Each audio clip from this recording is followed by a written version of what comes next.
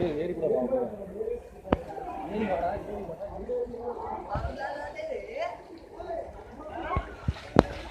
பார்க்குறது மான்கள், இதுதான் புள்ளி மான்கள்னு சொல்லுவாங்க. புள்ளி இல்லாத மான்கள் எங்கே இருக்கும்? சற்று பின்னாடி திரும்பி பார்ப்போமா? அது புள்ளி இல்லாத மான் கிடையாது. புள்ளி இல்லாட்டினா அது குரங்கு.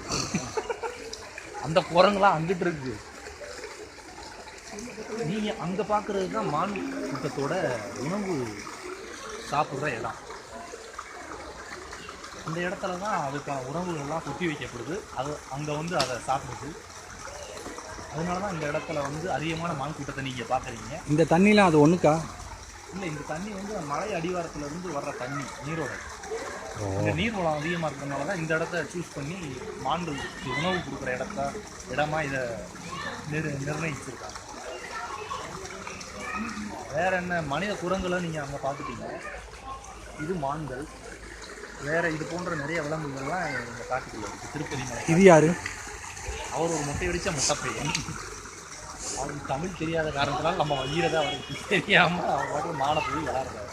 ஓ, நம்ம ஊர் பயிரெல்லாம் வச்சுருந்தோம்னா கிளி கிழிச்சிருக்கேன். ஓகே, போதுமா?